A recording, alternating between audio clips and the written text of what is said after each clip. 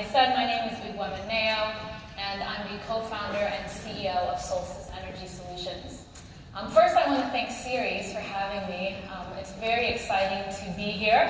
I actually just came from Lagos, stopped over at my family's place in Houston, and now in the Bay, and in all three cities, we're having really exciting conversations about energy and the future of energy in different markets.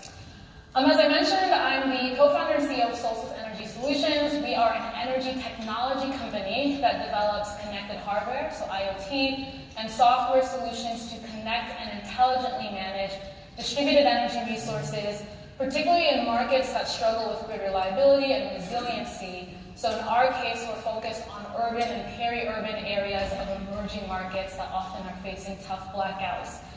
And so our technology is enabling essentially a leapfrog over traditional development of central infrastructure, and instead trying to support wide-scale deployment of nano and microgrids that can help support and leverage unreliable existing infrastructure.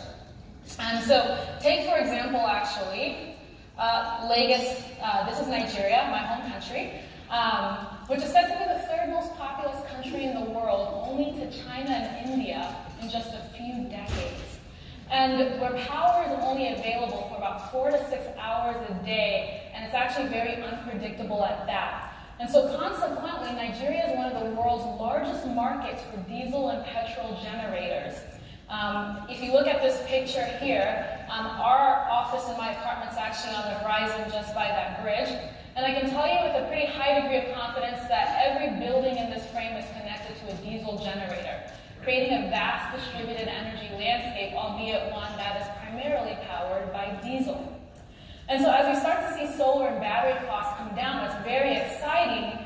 However, for a lot of these homes and businesses that are managing and generating power on site themselves, it only increases the complexity of systems that they're already struggling to figure out how to operate, and often becomes a barrier to adoption.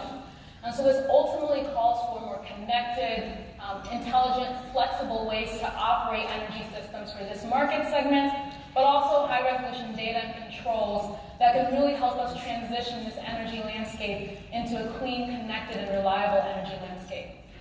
But before I dive further into Solstice and our technology, our theory of change, and this idea of leapfrogging to a more clean, reliable energy landscape, I'll give a little bit about my background and the context as to how I came to found Solstice, because I think it will help better shape this conversation.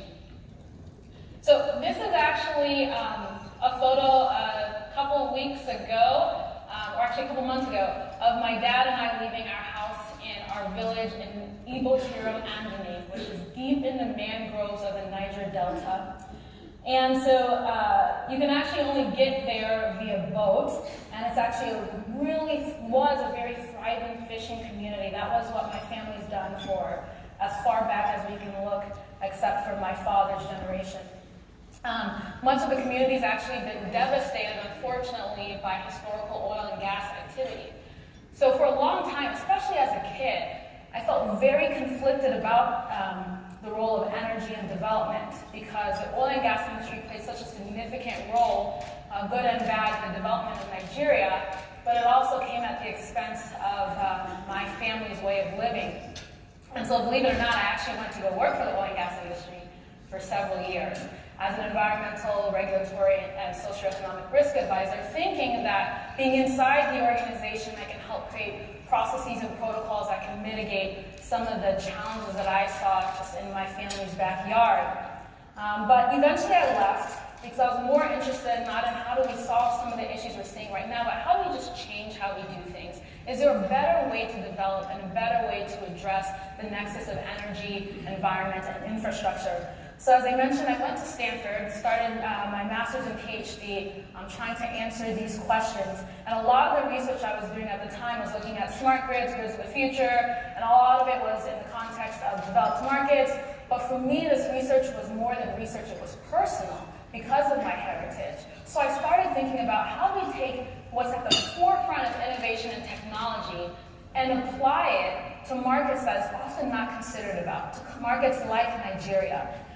And out of that work, I was able to convince my co-founder and some of my fellow colleagues and advisors at Stanford to leave. They finished their degrees, I didn't. My parents aren't so happy about that, but hopefully things will be better soon. And so I also always like to brag about my team because it really took a unique group of people who understand technology, understand startups, understand emerging markets at local context, ultimately to bring together what's now Solstice. And again, I'll jump more into what we do. And so ever since then, my team and I have been on a mission to keep Africa and similar emerging markets from making some of the energy development challenges and mistakes that other markets have, and hopefully leapfrog to, again, a more clean, reliable energy landscape. But if we're going to talk about climate change and the environment, I always feel compelled to say that we have to talk about and address the immense growth that is happening in emerging markets, particularly on the African continent. By 2100, more than half of the world's population will be on the continent. And while there's much attention and conversation that goes to millions of people who lack access to electricity, this sometimes overshadows the millions of homes and businesses that struggle with what we might call bad grid or intermittent power. And so these are energy consumers in urban and peri-urban settings that actually represent the largest consuming sector of electricity in many of these regions. But because of intermittent power, it's really constrained economic development. In fact, sub-Saharan Africa loses about 2 to 5% of its GDP due to intermittent power and the use of backup power sources. So as a company whose mission is not only to elevate the standard of living for millions of people, but also foster sustainable development in the interest of mitigating climate change, creating solutions that target these large sources, so these market segments, is where Solstice uniquely begins. And so the truth is, if you actually kind of think about it, you have people like perhaps folks in my village who don't actually have access to electricity. They're starting to get like these solar lanterns and whatnot, and that's fantastic because we have to address energy access. But what happens when they move up the socioeconomic ladder is we're just pushing them into an ecosystem that's powered by diesel generators. So we have to also address people who have access, but they're relying on costly polluting sources. But this also means we have to think differently about how we approach problem solving and development. If we look at Charles here, Charles is another example of someone, a homeowner that we work with. That's the diesel generator that's used in most homes in their backyard. That's about 45 kVA, and there's over 70 million in the country. But like I said, if we're going to start thinking about how we approach problem solving and development in markets like Nigeria and more broadly emerging markets, we have to consider things that have not worked to date. We're not moving the needle enough for necessary long-term change quite yet. As we think about the Clean Trillion, addressing climate change and sustainable infrastructure, we're inevitably talking about nation building when we're talking about emerging markets. We're talking about energy landscapes that are not yet fully developed. So how do we do this? How do we leapfrog? My good friend Ifosa Ojomo recently released a book co-authored by renowned Harvard professor Clayton Christensen and Karen Dillon called The Prosperity Paradox. Anyone who's interested in innovation, development, startups, etc., this is absolutely a book you must read. It really is a game changer. In it, Christensen applies the theory-driven analysis that he's known for to suggest a better way to identify and invest in innovations that build not only companies, but countries. They highlight how our current approach has been to invest in and fix the visible signs of poverty or underdevelopment, like boreholes where people lack water, or lanterns where people lack electricity, or like solar lanterns where people lack electricity or light. And that unfortunately hasn't worked the way we'd like. This hasn't been as successful as we want, and again isn't moving the needle soon enough in light of the sustainability challenges that we have to address. Christensen theorizes that the answer is to actually invest in market-creating innovations, and that's exactly what it sounds like. Innovations that create new markets, where there are no products, or where they're neither affordable or accessible for a variety of reasons, that we should be trying to democratize products or services, create jobs, and ultimately transform economies. If we want to leapfrog, we must be identifying and investing in these market-creating solutions instead. Now, this might seem like an obvious statement, like, of course, yeah, that's how you solve problems, market creating solutions, etc., but it is actually easier said than done. Let's take, for example, Mo Ibrahim, the founder of CellTel, who 20 years ago, he began a tremendous effort of bringing cellular network infrastructure and cell phones across the African continent that didn't have landlines, and transforming the continent by focusing on market-creating innovation, essentially just leapfrogging over traditional telecommunications infrastructure. And Ibrahim actually says a really interesting quote that I want to read for you guys, and that I can definitely relate to. It's not an easy thing to be laughed at by serious people. And serious people laughed at me when I told them I wanted to build a telecommunications network in Africa 20 years ago. They told me all the reasons the project would never succeed, and somehow I just kept thinking, I know there are challenges, but why can't they see the opportunity? And so he actually went about this tremendous effort, this leapfrogging effort, without any support from local governments or from major banks at the time. And really, part of it might have been because we often are talking about impact investing when we're talking about Africa, and so we're looking for direct, measurable impact, but CellTel wouldn't have fallen into that category 20 years ago. However, as a market-creating solution, it resulted in over 4.5 million jobs, $20.5 billion in taxes, $214 billion of value added to African economies. The pay-as-you-go solar that we talk about today, the mobile money could not have happened without the groundwork of people like Mo Ibrahim and this idea of leapfrogging what would be traditional telecommunications infrastructure. And at Solstice, our theory of change is actually kind of based on this similar concept for emerging markets, that to achieve reliable power, it will come from a leapfrog over traditional central infrastructure, and instead, cities like Lagos will be a model for clean distributed energy assets working alongside existing central infrastructure.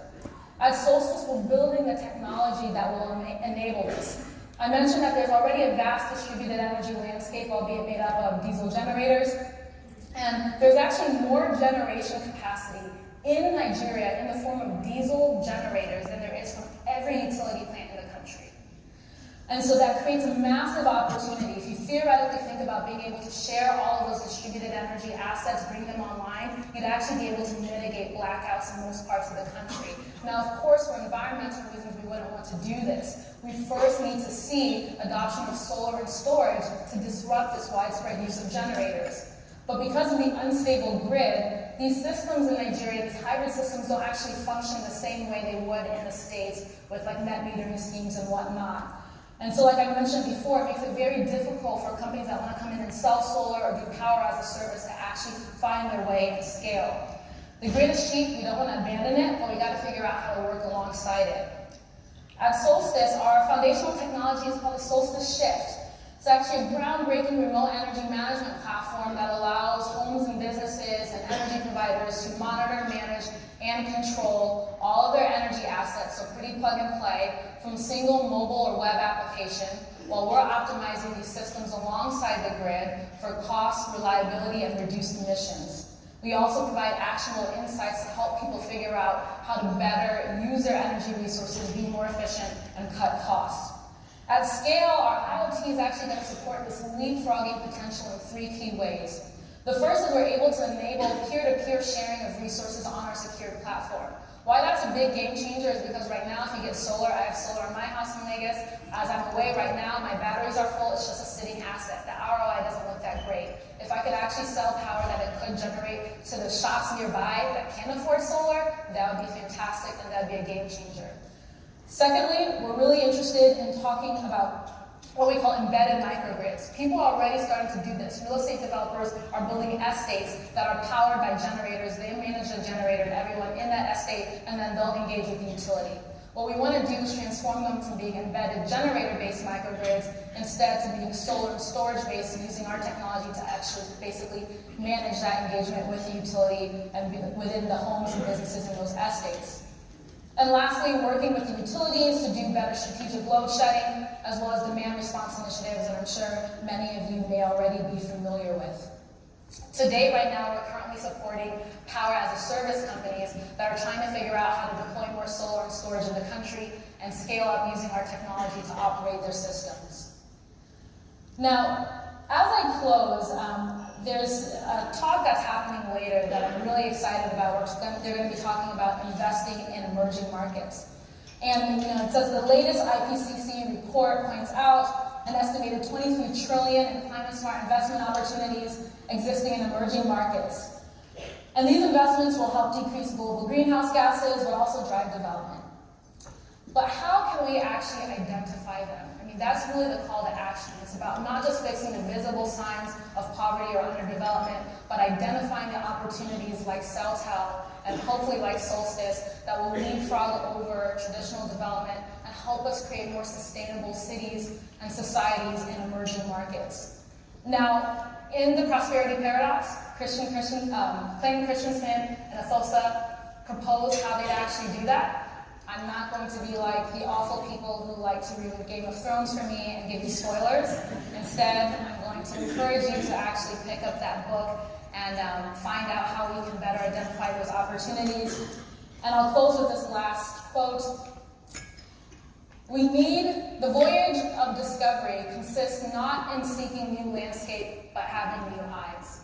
Ultimately, we're going to need new eyes to identify the innovation and the solutions that can allow us to leapfrog, the innovations that will help us mitigate climate change, and we're going to need new eyes to really understand how we're going to build more sustainable societies, especially in growing emerging markets. Thank you very much.